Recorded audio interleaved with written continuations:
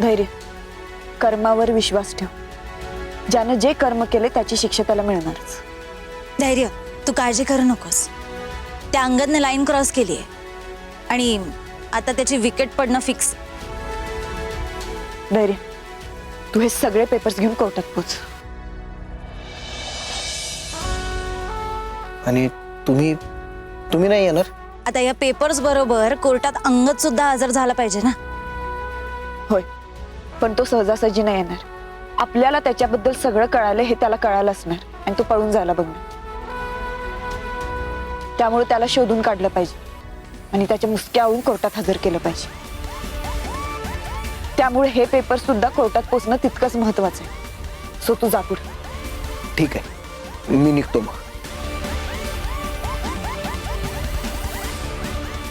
पण मंजू, आता या अंगदला शोधायचं तरी कुठं?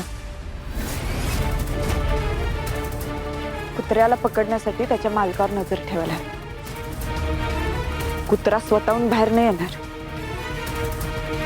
तरी मालकानं टाकलेलं बिस्किट खायला नक्की बाहेर येईल.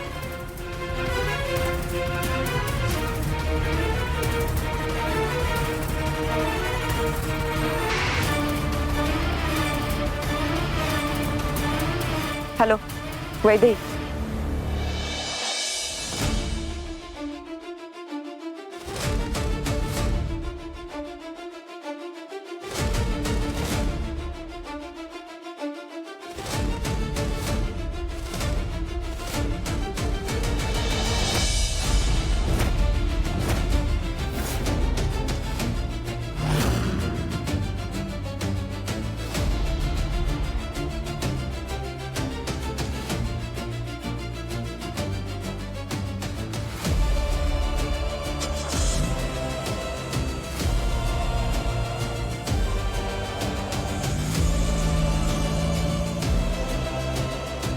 त्या गाडीचा पाठलाग कर. काही लागलं की नाही अजून तुमच्या हाताशी? काय आलं तसेच हात हलवत? हा, या अशा मोठ्या मोठ्या गप्पा मारून केस नाही जिंकता येत. हा, काय काय म्हणत होते? 24 तासात सिद्ध करीन सावीचा निर्दोषत्व. मालोट, प्लीज प्लीज तुम्ही या लोकांना एंटरटेन करू नका. ही लोक फक्त न्यायालयाचा वेळ खात आहेत, बाकी काही नाही. नाही माय लॉर्ड, तुम्ही धैर्य मुजुमदारांना जो वेळ दिला होता त्यामध्ये त्यांना एक महत्त्वाचा क्लू सापडलाय. एक मिनिट, मी वाचून दाखवते. झाली नाटकं सुरू.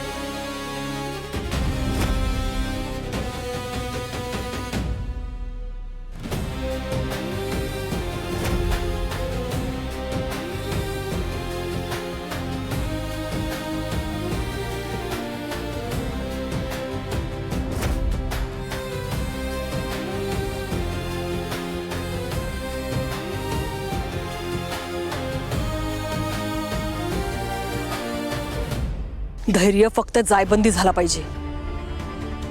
त्याला मारा बिरायचा नाहीये, आलं लक्षात? त्याच्याकडे काही पेपर्स आहेत, तेवढेच मला हवेत. जोशमध्ये येऊन तुम्ही काही केलंत ना, मग मात्र तुमची काही खैर नाही, एवढं लक्षात ठेवा.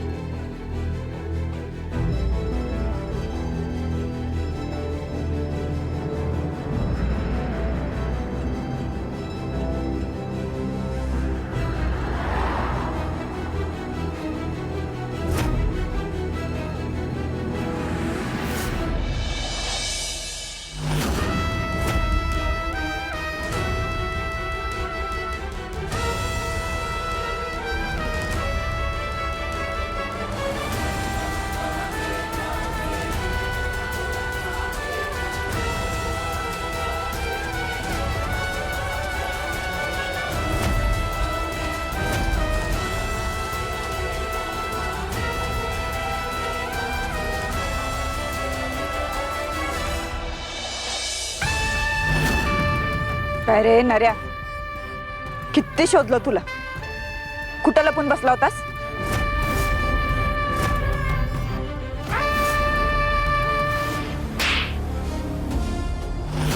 असा कसा सापडेल? रूप बदलण्यात तर ह्याचा हात कोणीच धरू शकत नाही ना.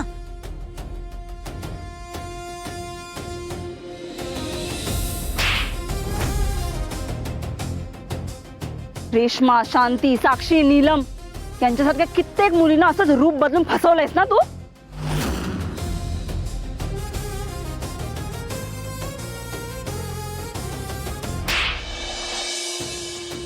आता तुझा गेम ओव्हर झालाय नऱ्या. अविनाश, अंगद, नऱ्या, जीतू, सोहम, आणखीन अशी किती रूप आहेत रे तुझी?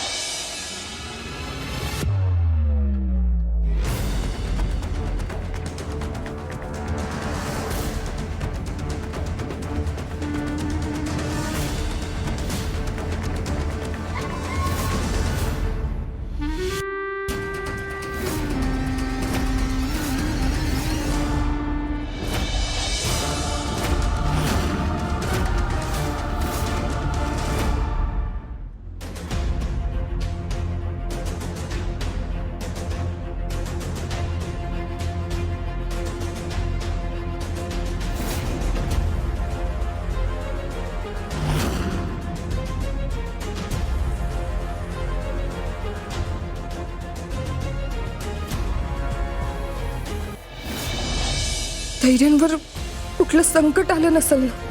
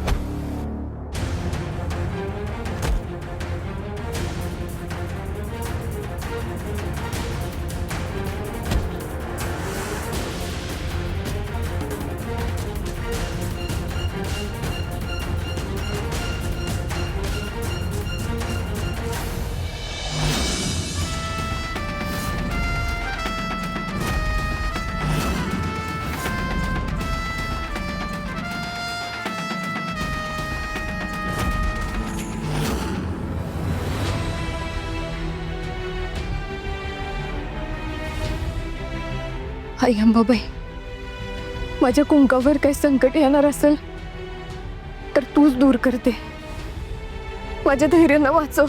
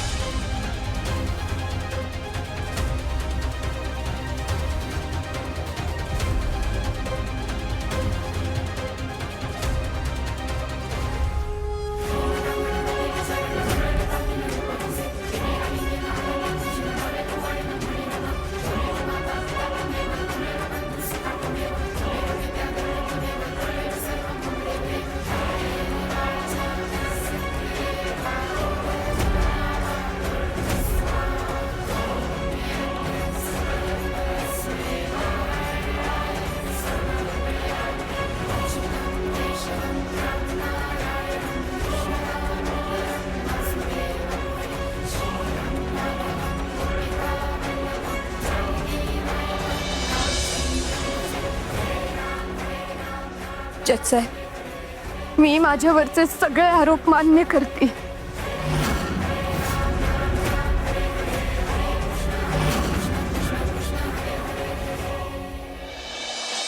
ही लढाई मी बाईच्या सत्वासाठी लढत होते, पण त्याची जर मला एवढी मोठी शिक्षा मिळणार असेल ना, तर मी नाही लढणार ही लढाई. मी माझ्यावरचे सगळे आरोप मान्य करते.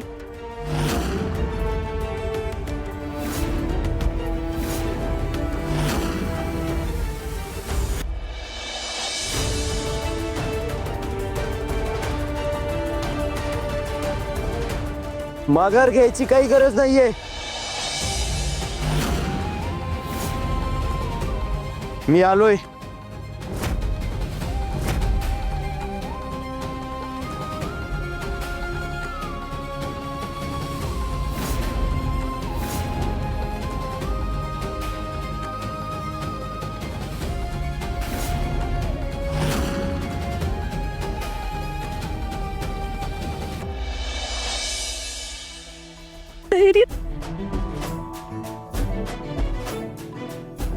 काळजी करू नकोस, मी आलो. सगळं नीट होईल.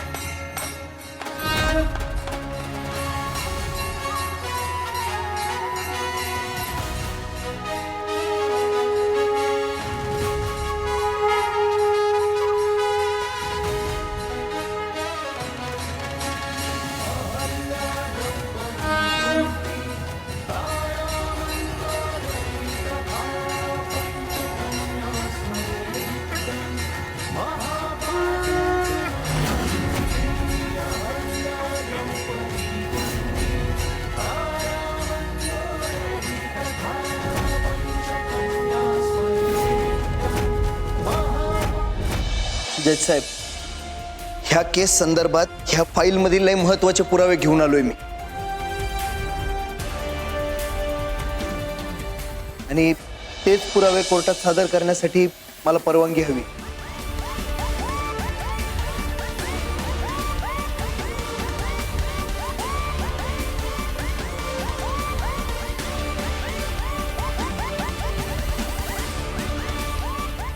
जज साहेब, अंगद निमकर नावाच्या माणसानं आजपर्यंत केलेले कित्येक गुन्हे त्या फाईल मध्ये आहेत.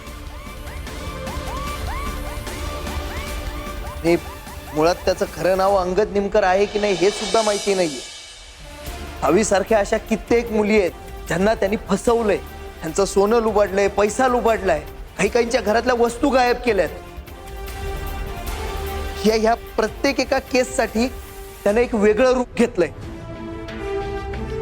त्या सगळ्या गुन्ह्यांची डिटेल्स आहे त्याच्यात.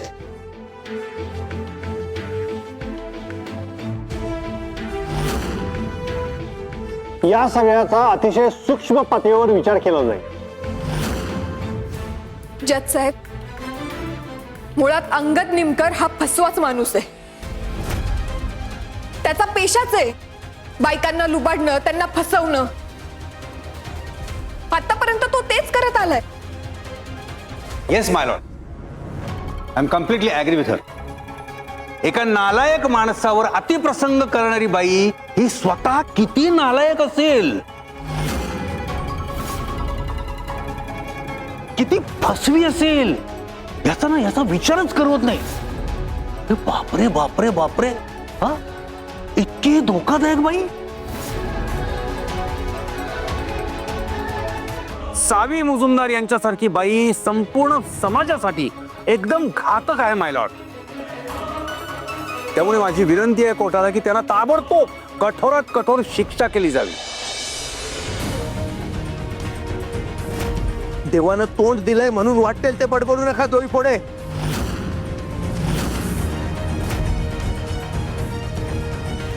त्याच्या विरोधात एवढे पुरावे तुम्हाला दाखवले तरी सुद्धा या ना त्या कारणाने तुम्ही त्याला पाठीशी घालताय. शी, माय लॉर्ड, माझ्या तोंडातून अनवधानानं काही निघून दिलं असेल ना तर खरंच आय एम रिअली सॉरी. पण माय लॉर्ड, मी फक्त आणि फक्त माझं कर्तव्य पार पाडतोय. सत्याची बाजू घेतोय, खऱ्याची पाठराखण करतोय. कारण माय लॉर्ड, माझं काम आहे ते. कोर्टात मी जे पुरावे सादर केले होते त्यानं हेच सिद्ध होत होतं की सावी मुजुमदार यांनी माझे अशील अंगद निमकर यांच्याशी अतिप्रसन्न केलेला आहे.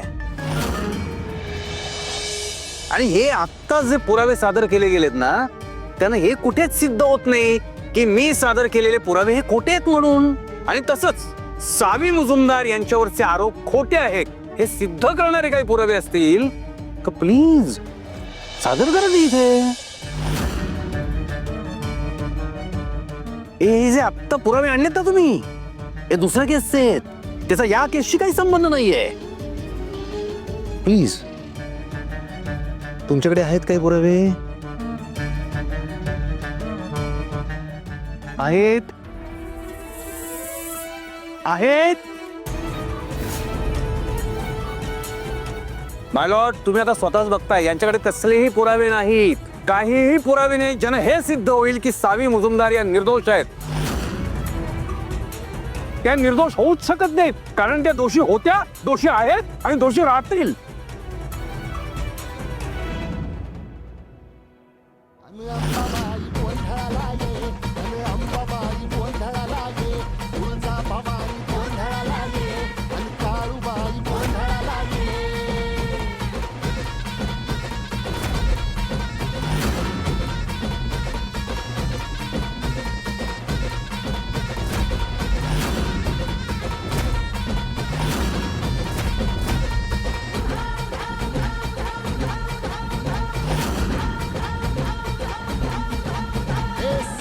शृंगवासिनी तुझा गोंधळ, हे आई तुळजा भवानीचा गोंधळ, अग माहुरगडवासिनी तुझा गोंधळ, हिरवासिनी तुझा गोंधळ बाघावर बैसुनी अंबा आली ग साध ऐकून मारी अंबा आली ग भक्तीचा आवाज चढविला ग साज आज संबळ माझ्या आईच्या गोंधळाला आता सैन्यावस करीतो नवस गोंधळाला ये तुझं करीतो गजर राहू दे नजर गोंधळाला ये चोळी बांगडी वाहीन गोडवा गाईन गोंधळाला ये आई सुखाचा सागर माळीचा पाझर गोंधळाला ये प्रलयातून जगा कायद्यानं स्त्रियांना संरक्षण दिलं असलं तरी तुझ्यासारखी नालायक माणसं स्त्रियांच्या भोळेपणाचा फायदा घेऊन त्यांना फसवतात. यानं सुद्धा बऱ्याच बायकांना फसवले आणि इतिहास साक्षीला आहे. स्त्रीवर अत्याचार झाला की युद्ध नाही होत, महाभारत घडतंय.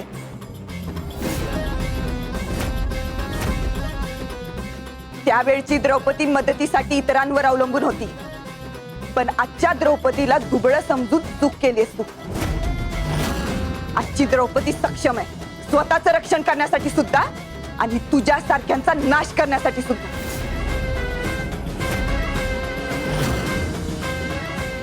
तू एका स्त्रीच्या चारित्र्यावर कलंक लावायचा प्रयत्न केलायस, पण तू एक गोष्ट विसरलास की भारतीय स्त्री तिच्या पतीशी कायम एकनिष्ठ असते.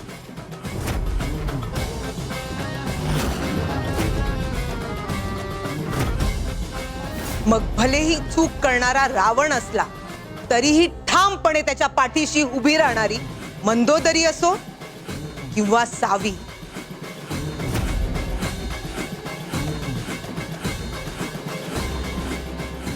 आमची सावी धैर्याशिवाय इतर कुठल्याही पुरुषाचा विचार करू शकत नाही.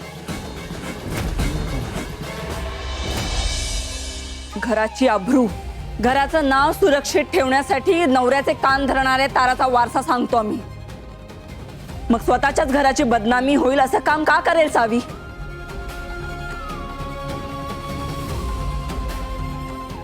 सावीची निर्दोष सुटका होणं हा फक्त तिच्या अस्तित्वाचा नाही तर तिच्या घराच्या अस्तित्वाचा प्रश्न आहे.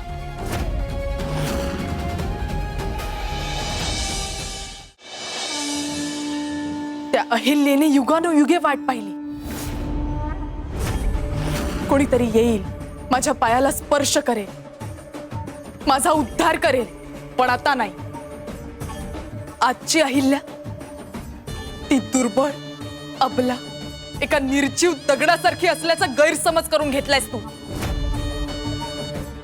आजची अहिल्या दगडासारखी शांत नाही, तर त्याच दगडाचं बळ बनून उभी आहे. तोच दगड आता तुझ्या डोक्यात बसणार आहे.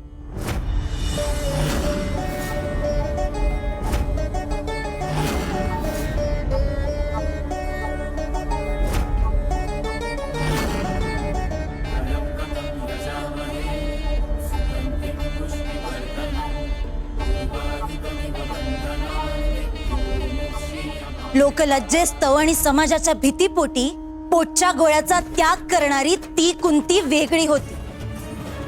आजची कुंती स्वतःच्या अस्मितेवर चालून येणाऱ्याला त्याच मातीत गाडल्याशिवाय राहणार नाही.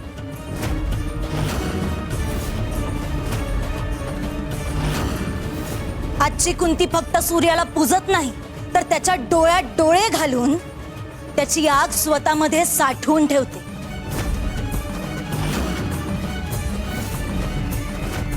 आणि तीच आग आज तू अनुभवणार आहेस.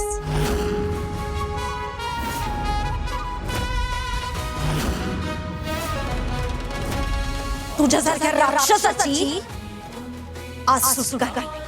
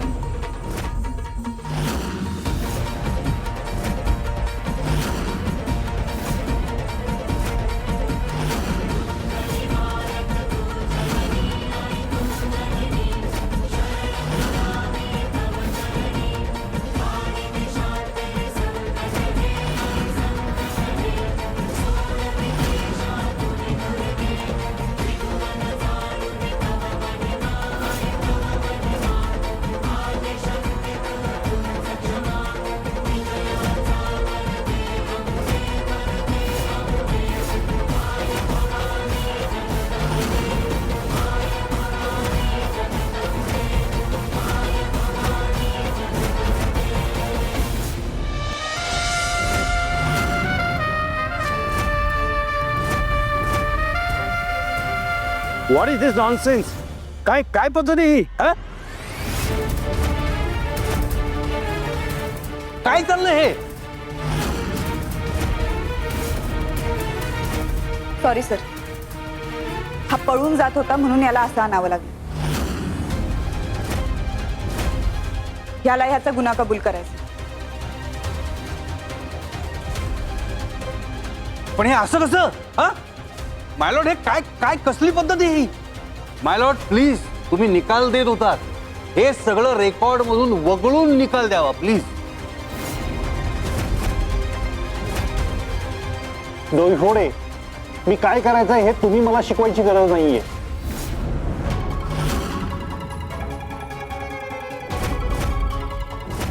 तुम्ही बसू शकता. मिस्टर अंगद, तुम्हाला स्वतःहून बोलायचं आहे की तुमच्यावर कोणी दबाव टाकलाय बोलण्यासाठी? हो जज साहेब, मला माझा गुन्हा कबूल करायचा आहे.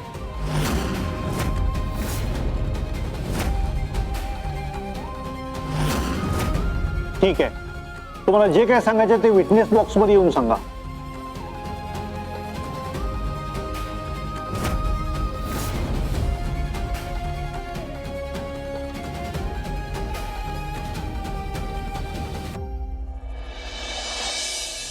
मी अंगद निमकर, मी माझा गुन्हा कबूल करतो.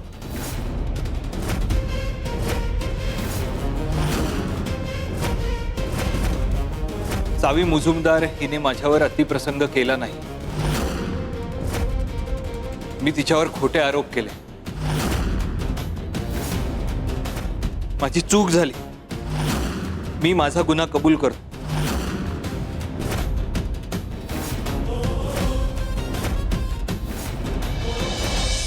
फक्त एवढंच नाही, हे सगळं कशासाठी केलं ते सुद्धा सांग.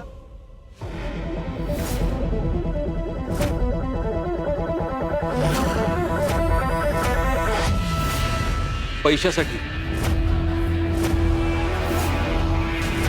पैशाची हाव सुटली होती मला, म्हणून मी सावीवर चुकीचे आरोप केले.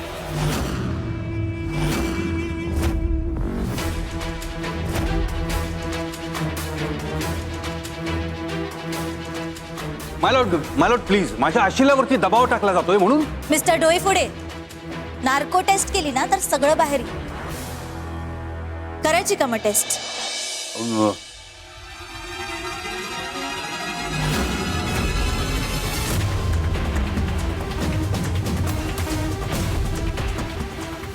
हे बघा, अजून जास्त वेळ मला ही केस चालू द्यायची नाहीये. आता तर आरोपी स्वतः आपला गुन्हा कबूल करतोय, त्यामुळे कोर्ट या केसचा असा निकाल देते की अंगद निमकर यांना सावी मुजुमदार यांना फसवलेलं आहे. सावी मुजुमदार या पूर्णपणे निर्दोष आहेत.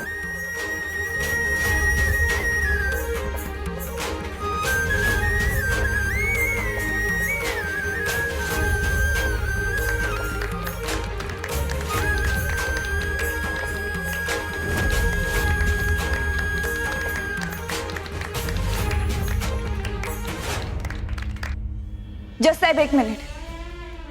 ही केस अजून संपलेली नाही.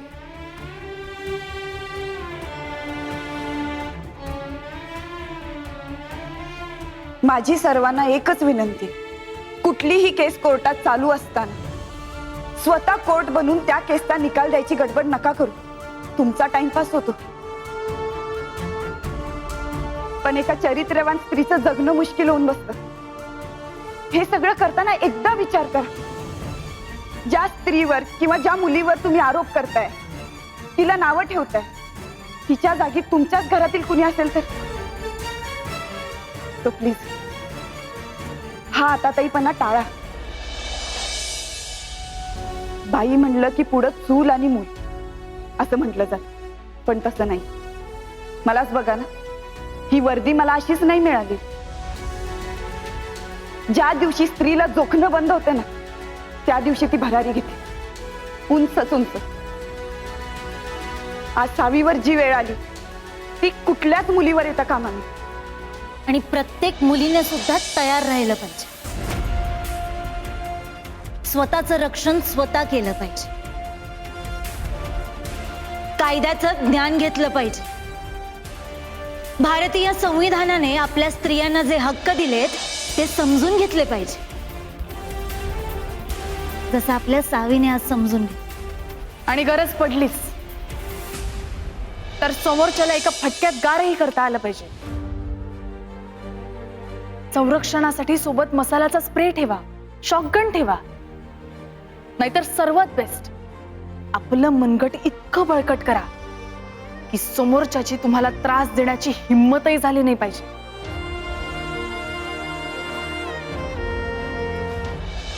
बाईचं मन हे काचेपेक्षा नाजूक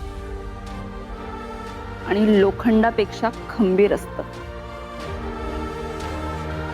लक्षात ठेवा, आपल्याला ते जपताही आलं पाहिजे. आणि जर कोणी त्यावर घाव केले तर त्याला सडेतोड उत्तरही देता आलं पाहिजे. एक बाई म्हणजे संसाराच्या गोधडीतला एक धागा, जो त्या कुटुंबाला जोडून ठेव. पण त्या कुटुंबाने पण तिला आपलंसं केलं पाहिजे ना. ती त्या कुटुंबासाठी सगळं काही करते आणि करत करत थकून बागून सुद्धा पुन्हा पुन्हा करतच राहते. काय अपेक्षा असते तिची?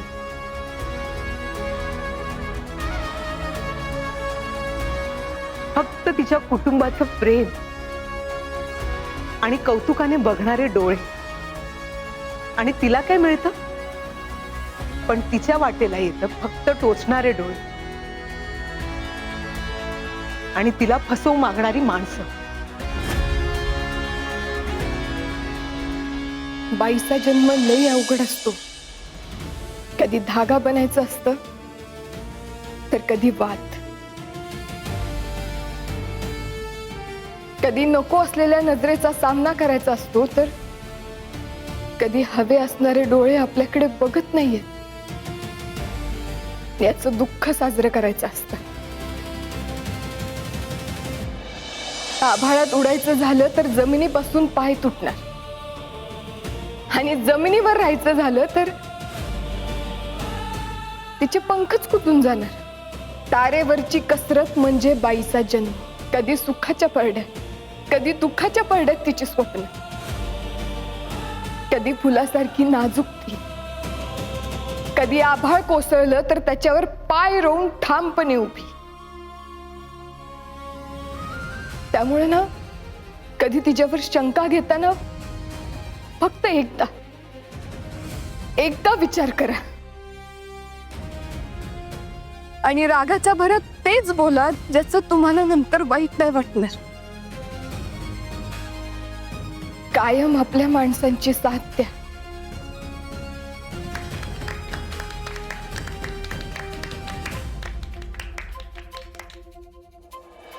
सावी, आता तू जे काही बोललीस, आपलं शेवटचं माझ्यासाठी होतं हे कळतंय मला. पण कुणी काही बोलू दे, काही सांगू दे, मी कधीच तुझी साथ नाही सोडू शकत. तू कायम लोकांची आवडती होतीस, आहेस आणि कायम असशील. मी तुझे काही सहन केलंयस त्याबद्दल बोलायला माझ्याकडे शब्द नाहीये. पण प्रत्येक फिलिंग शब्दातच सांगितली पाहिजे असं गरजेचं नाहीये ना.